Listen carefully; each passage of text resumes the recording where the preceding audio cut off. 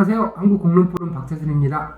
우리가 공론장의 주요 단계와 과제에 대해서 공부를 하고 있습니다. 이번 시간과 다음 시간에는 어떻게 보면 공론장의 꽃이라고 할 수 있는 수기토론의 준비와 진행에 대해서 공부를 하도록 하겠습니다. 그 가운데 오늘은 수기토론회를 하는데 필요한 준비에 대해서 공부를 하고, 다음 시간에는 수기토론회 진행과 관련된 내용을 공부하겠습니다.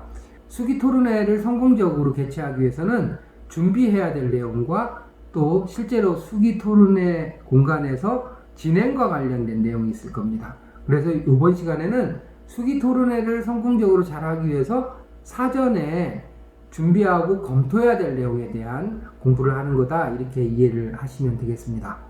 그 중요한 내용은 그 그림 왼쪽에 있는 것처럼 여러 가지 항목들이 있어요. 그 내용을 살펴보면 지난 시간에 배운 사전학습 자료집을 제작하고 배부하는 것, 그 참여할 시민들이 사전학습 자료집을 제대로 잘 학습을 했는지에 대한 일종의 검토 과정이 필요하죠. 그리고 이제 시민 참여단에게 사전 설문을 하는 경우가 많습니다. 그리고 발제 및 토론과 관련된 내용도 준비하고, 그리고 발제 및 토론을 담당할 전문가들을 미리 섭외를 해야 되겠죠. 그리고 시민 참여단을 관리하고 토론 진행자 사전 교육도 해야 합니다. 그리고 수기 토론의 운영 원칙을 확정하고, 그리고 장소와 시간표도 미리 작성을 해 놔야 되겠죠. 그 각각에 대해서 간략하게 살펴보도록 하겠습니다. 첫 번째, 자료집 제작 및 배부와 관련된 내용은 지난 시간에 배웠지만 핵심적인 내용을 다시 한번 상기하면서 살펴봅시다. 첫 번째는 정보 제공인데요. 공식적인 아카이브를 설치를 하고 거기에 다양한 자료들을 구비하게 됩니다. 그리고 해당 사항 관련해서 다양한 참고 자료 등을 제공을 하는데, 한쪽으로 치우치지 않도록 다양한 자료를 제공하는 것이 중요하겠죠. 그리고 사전학습 자료집을 제작을 한다고 그랬잖아요. 그래서 깊이 있는 토론을 위해서 자료집을 제작하는데 균형 있고 풍부한 내용을 담고 있어야 되고, 또 이견이 무엇인지를 선명하게 알 수 있도록 작성하는 것이 중요하고요. 읽기 쉽고 이해하기 쉽게끔 기술하는 것 또한 중요합니다. 이렇게 작성된 사전학습 자료집은 시민 참여단에게 사전에 배부를 하는데 읽을 수 있는 충분한 시간을 드리는 것이 굉장히 중요하죠. 그리고 이 학습 자료집 외에도 관련 정보 사이트라든가 전문가 목록 등을 포함하는 것이 바람직할 것입니다. 두 번째는 이제 사전학습인데요. 이 사전학습은 수기토론에 참여할 시민들이 사전학습을 하는 거잖아요. 그래서 이 사전학습이 잘 이루어질 수 있도록 도와주는 역할을 해야 되는 것이죠. 참여할 시민들이 해당 사안에 대해서 관심을 갖도록 유도해야 되고, 그 다음에 궁금한 것이 있을 때 묻고 또 대답을 얻을 수 있는 질의응답 사이트 같은 것을 구비하는 것이 대단히 중요합니다. 그래서 의문사항이 사전에 해소될 수 있도록 하고, 또 필요한 자료를 요청하는 경우에 제공할 수 있어야 할 것입니다. 세 번째는 사전 설문을 하는 경우가 많습니다. 그 취지는 무엇이냐면 시민 참여단의 관심과 성향에 대해서 사전에 파악을 함으로써 보다 내실 있는 수기토론회가 되기 위한 준비에 활용하기 위한 것입니다. 설문 내용은 주로 참여하게 된 동기와 목적, 그리고 사안에 대한 이해 정도, 또 요구사항, 또 실제로 당일날 참여가 가능한지 등등에 관한 내용을 담고 있죠. 주의해야 될 사항은 중립적인 질문을 하는 것이 굉장히 중요하고, 효과적인 준비와 진행을 위한 목적에 한정해야 한다라고 하는 것입니다. 이렇게 해서 나온 사전 설문 결과는 수기토론회 현장에서 대개 발표를 하게 되죠.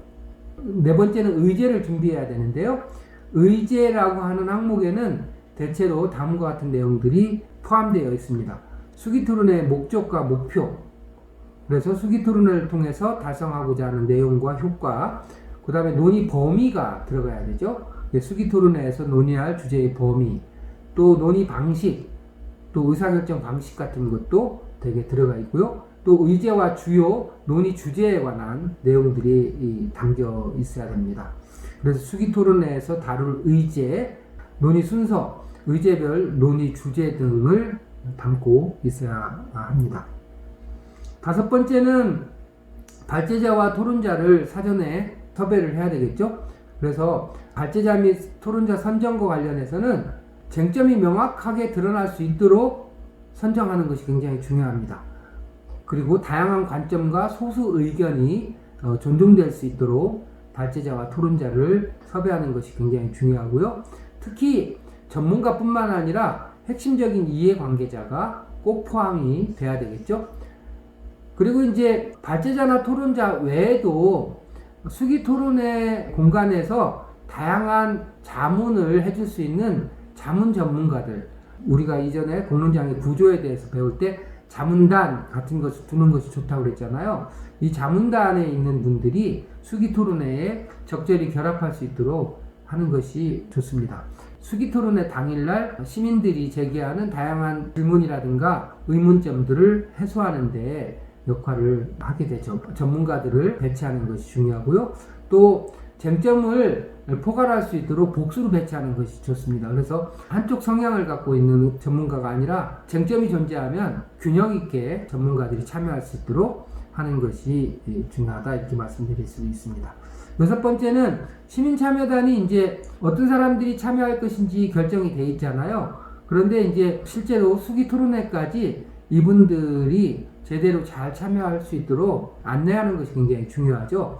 그래서 사전 학습을 제대로 하고 있는지, 또 요구나 불편사항은 없는지, 또 수기 토론회에 실제로 참여가 가능한지 등등에 관해서 확인할 필요가 있고요. 또 요구사항이 있으면 요구사항을 수기 토론회에 잘 반영을 해야 되고요. 무엇보다도 이 시민참여단이 의욕을 가지고 수기 토론회 공간에 참여할 수 있도록 잘 이렇게 안내하는 과정이 대단히 중요하다, 이렇게 말씀드릴 수가 있습니다. 일곱 번째는 토론 진행자를 선발하고 준비해야 되는 일입니다. 수기 토론회가 성공적으로 진행되기 위해서는 전체 토론을 이끌 전체 토론자, 또 분임 토의를 이끌 토론 진행자 등등 여러 사람들의 스태프들이 필요하잖아요. 이 사람들을 잘 선발을 해서 훈련을 잘 시켜놔야지 수기 토론회가 성과 있게 진행이 될 것입니다.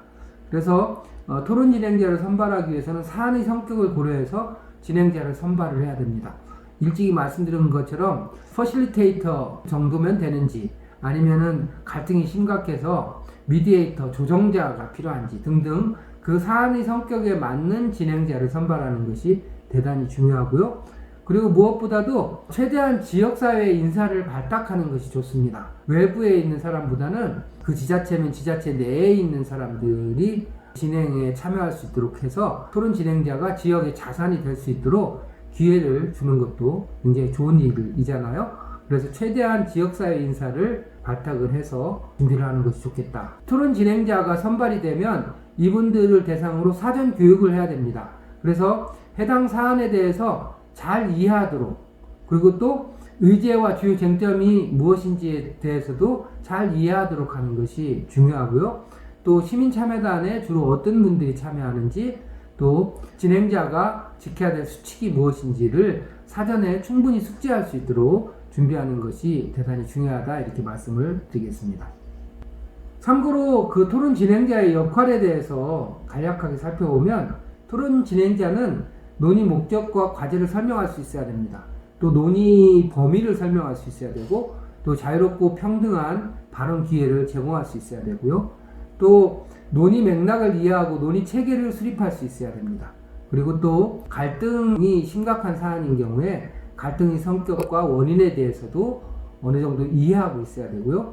또 사안과 갈등의 성격을 고려해서 진행할 수 있어야 됩니다. 갈등이 심각한 경우에 진행 방법에 대해서 잘 이해하고 있어야 되고요. 또 쟁점을 정확하게 이해하고 쟁점을 중심으로 논의할 수 있는 역량을 갖춰야 되고요. 또 분임 토의든 전체 토의든 논의 결과를 정리할 수 있는 역량을 갖춰야 되겠죠. 여덟 번째는 수기 토론회 운영 원칙을 사전에 준비해야 되는데요.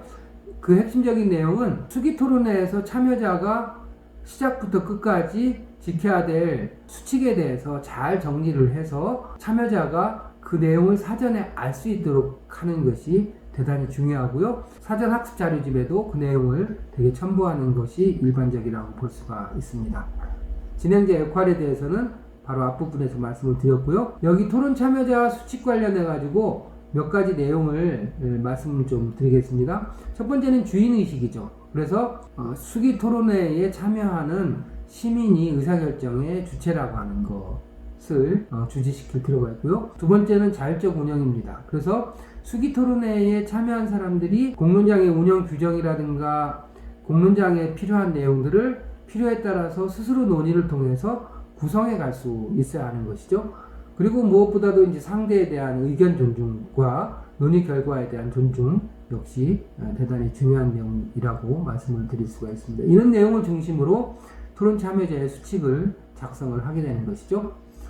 마지막으로는 수기 토론에 필요한 장소와 타임테이블이라고 볼 수가 있죠. 장소는 편리하고 쾌적한 장소여야 되고 통풍이 잘 되는 넉넉한 공간을 확보하는 것이 중요합니다. 아이를 동반한 참여자가 있는 경우가 많기 때문에 부가실을 별도로 준비해야 되고요. 안전 및 응급시설도 필요합니다. 그리고 인터넷 등을 구비한 시설이 적당하겠죠. 그리고 무엇보다도 쉽게 접근할 수 있는 위치면 좋겠습니다. 그 다음은 이제 시간표 관련된 건데요. 수기 토론회를 몇 차례에 걸쳐서 몇 시간 동안 할 것인가 라고 하는 것과 관련된 내용이잖아요. 이것은 의제의 복잡성에 따라 달라지겠죠. 그런데 이제 만약에 의제가 굉장히 많은데 하루에 너무 장시간 동안 논의를 하게 되면은 토론에 익숙하지 않은 분들한테 굉장히 부담이 될 수 있거든요. 그래서 필요한 경우에는 매주 한 차례씩 한다든지 이렇게 여러 차례로 나누어서 진행할 수 있을 것입니다. 그리고 이제 참여자들이 대부분 생업에 종사하기 때문에 이분들의 생업에 지장을 최소화할 수 있는 시간을 선정하는 것이 대단히 중요하고요. 또 너무 조급하게 시간을 갖기보다는 충분한 시간을 확보하는 것이 또한 중요하다 이렇게 말씀을 드릴 수가 있습니다. 이렇게 해서 오늘은 수기 공론장을 열기 위해서 우리가 사전에 준비해야 될 내용들에 대해서 살펴보았습니다. 오늘 강의가 의미가 있었다면 구독과 좋아요 부탁드립니다. 감사합니다.